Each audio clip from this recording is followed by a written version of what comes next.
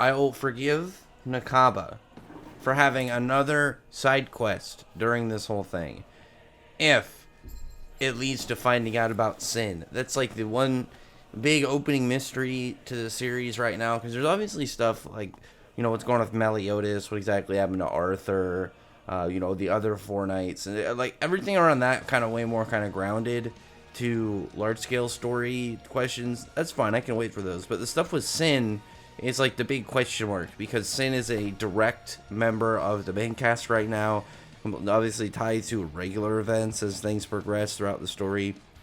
And we don't know anything about Sin other than Sin is mysterious, and there's, again, some big question mark tied to said character.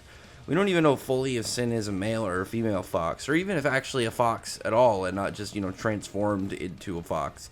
Either way, this whole thing, I figured this guy, this big dude, was going to be significant, and he wasn't just some detailed character in the background, because his whole outfit and his design just looks like evil wizard kind of thing.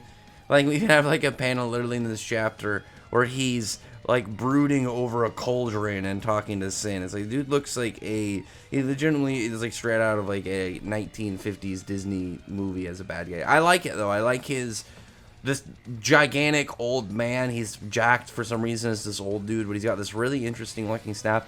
I'm always happy when characters have like really cool staffs and stuff. He's got the bad guy collar all popped up.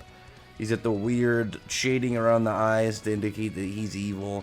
But there was also a dude Ard in this chapter. He had my suspicions up too, because he seems like a very odd character. But this guy, I don't think that they say his name in this chapter at all. The big old staff wielding, probably wizard man, whatever he is. But the dude Ard, he pretty much has been in the area because I think he said it was like a couple years ago that this village just appeared, and he's seen people in the village leave like the barrier that once you go away and you're kind of stuck there. And once the villagers end up exiting, they become monsters again. And we see like this one of like one like halfway transform between human and monster.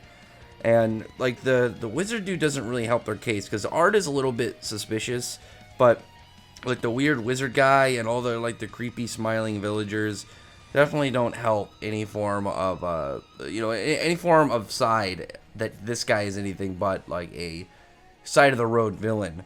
There was some interesting moments when he's like eyeing up Percival and the dragon handle key, and Sin is even bringing up how like, oh, that bird that's a familiar of yours, you've been watching this for a while, are you after Percival or the coffin key, or maybe both?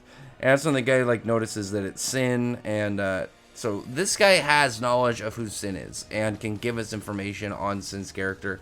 We don't need everything, but I would like to get some information on what exactly is like important about Sin, what exactly is like Sin's deal, like why is Sin powerful, as like we've seen, why is Sin capable of like destroying a lot of stuff, like when all those chaos beasts are running around. And it's just like, some of the creatures of the forest. I don't think that's true. Definitely some hype around Sin. But Sin agrees to talk to this old dude who very briefly after is like knocked out unconscious. I don't know if it's actually like forcefully knocked out. I would guess some form of potion has put the dude to sleep, some form of fume that's like coming out of the dude's like weird bone looking cauldron. But outside of that, you have the other members of the main cast, and they're talking to this dude Ard, and their plan is they're pretty much gonna go in, find the idol that they believe is important to the villagers, probably what has to do with this barrier, and they're gonna destroy it and see where things go from here.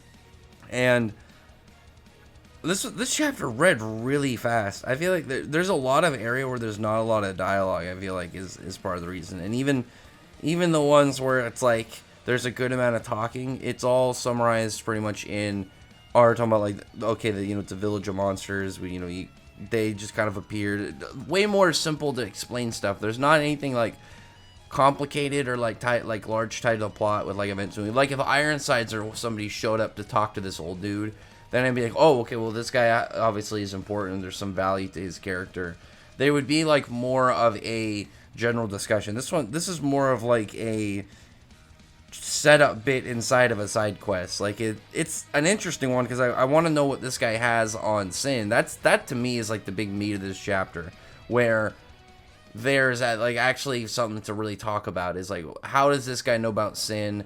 What is he going to reveal within the next couple chapters? Is he going to reveal anything in the next couple chapters, or is it going to be a more kind of like halted sentences right before the secrets come out and information that I know a lot of people probably would like to get about Sin? Personally, I feel like the old guy is like the only human, and the rest are just kind of like golems or something he made. Maybe he's some form of spellcaster, like just some general old evil wizard kind of guy. And he makes all these golems that pretend to be human and listen to him for whatever his nefarious purposes are. Either way, solid chapter. I didn't have a lot to say about it. Like, it was a pretty quick one. I am hoping for the next couple chapters. Like, if the sacrifice trade-off is like this chapter is like, you know, pretty quiet, I don't have much to say. But the following chapters will give us a lot of important information again on who Sin is, what exactly Sin is important for, and you know, why does Sin know all of the stuff about like the Four Knights and stuff. Like, maybe Sin is tied to the whole prophecy, but as like a messenger, as like some form of creature that will go find them. Like, maybe each of the Four Knights have their own little animal companion that at some point will seek them out and like help gather up the Four Knights. Who knows exactly. Either way, comment below, thumbs up the video, but friendly like button, subscribe button, and check out my other videos. But in that, appreciate everybody's already subscribed, and thank you all for listening. Bye.